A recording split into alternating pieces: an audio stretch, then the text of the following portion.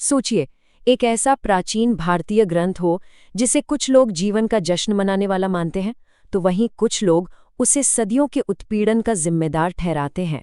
आज हम इसी मुश्किल और दिलचस्प ग्रंथ मनुस्मृति की परतें खोलने जा रहे हैं। चलिए इसकी शुरुआत एक बहुत ही हैरान करने वाली बात से करते हैं। मशहूर जर्मन दार्शनिक फ्रेडरिक नीचे ने मनुस्मृति की इतनी तारीफ की, उन्होंने इसे जीवन को हाँ कहने वाला एक सकारात्मक ग्रंथ बताया। तो यही बात हमें सोचने पर मजबूर करती है कि आखिर मनुस्मृति है क्या, जिसमें एक तरफ इतनी प्रशंसा पाने की और दूसरी तरफ इतनी आलोचना झेलने की दोनों की ताकत है, और आज के दौर में इसके क्या मायने हैं। चलिए सबसे पहले इसकी जड़ों में चलते हैं। ये आई कहाँ से और इसका नाम किसके नाम पर पड़ा? तो ये मनु थे कौन? हिंदू परंपरा में उन्हें मानव जाति का पूर्वज माना जाता है, पहले शिक्षक और कानून बनाने वाले।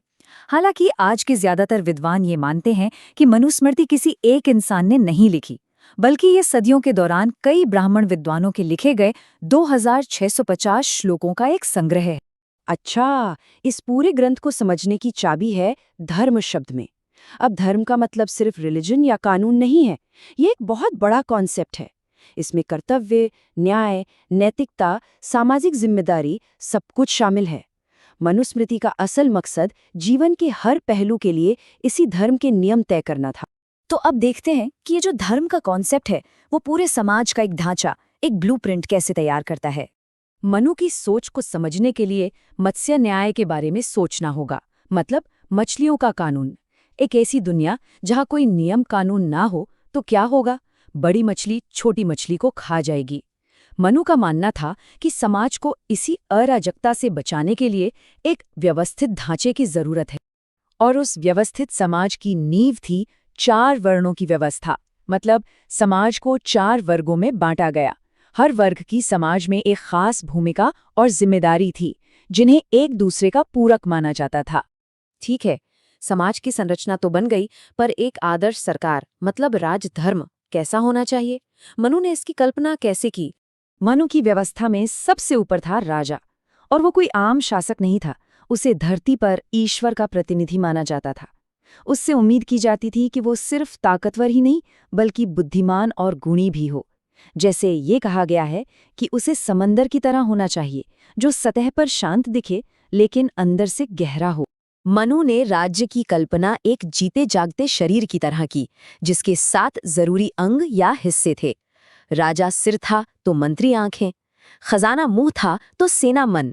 मतलब ये कि एक अच्छा राज्य तभी चल सकता है जब उसके सारे अंग मिलकर सही तालमेल से काम करें। और यहीं पर मनु अपने जमाने के एक और बड़े विचारक कौटिल्य से अलग नजर आते हैं। जहां कौटिल्य ज्यादा प्रैक्टिकल थे और राज्य के विस्तार पर जोर देते थे, वहीं मनु ने नैतिकता और ताकत के संतुलन मतलब बैलेंस ऑफ पावर पर ज्यादा ध्यान दिया। लेकिन सवाल ये है कि एक राजा इस पूरी व्यवस्था में लॉ एंड ऑर्डर कैसे बनाए रखेगा? इसका जवाब है दंड में। अब दंड का मतलब सिर्फ सजा देना नहीं है। मनु के लिए ये एक कॉस्मिक फोर्स थी, वो शक्ति जो समाज को एक साथ जोड़े रखती है और उसे बिखरने से रोकती है।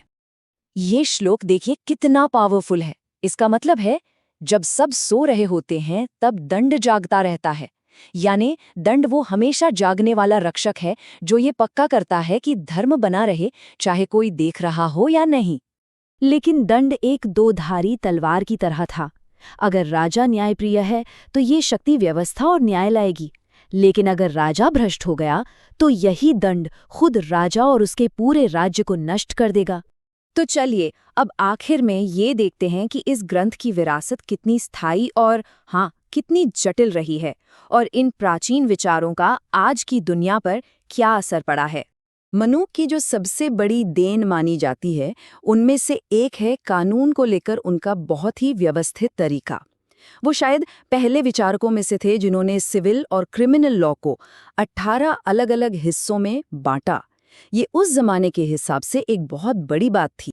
इन 18 हिस्सों में कर्ज न चुकाने से लेकर चोरी, जमीनी विवाद, हमला और यहाँ तक कि जुए जैसे मामले भी शामिल थे। ये इतना मजबूत कानूनी ढांचा था कि ये आधुनिक हिंदू कानून की नींव का एक हिस्सा भी बना। तो मनुस्मृति को देखने का एक नजरिया ये है कि ये एक अराजक दुनिया में व्यवस्था लाने की एक बहुत बड़ी कोशिश थी। एक ऐसे समाज का ब्लूप्रिंट जहां हर किसी की एक जगह और एक मकसद हो। लेकिन एक दूसरा नजरिया भी है जो इससे बिल्कुल अलग है। इस नजरिए से मनुस्मृति एक ऐसे सामाजिक ढांचे को सही ठहराती है जो जाति और लिंग के आधार पर भेदभाव करता है। इसके आलोचकों का मानना है कि इसने भारत में सदियों तक चली असमानता की नींव रखी। और अंत में मनुस्मृति तारीफ और विवाद दोनों को आज भी जन्म देती है। ये हमें एक बुनियादी सवाल पर लाकर छोड़ देती है।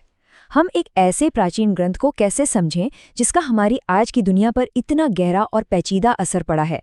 इसका कोई आसान जवाब नहीं है और ये एक ऐसा सवाल है जिससे हमें आज भी जूझना पड़ रहा है।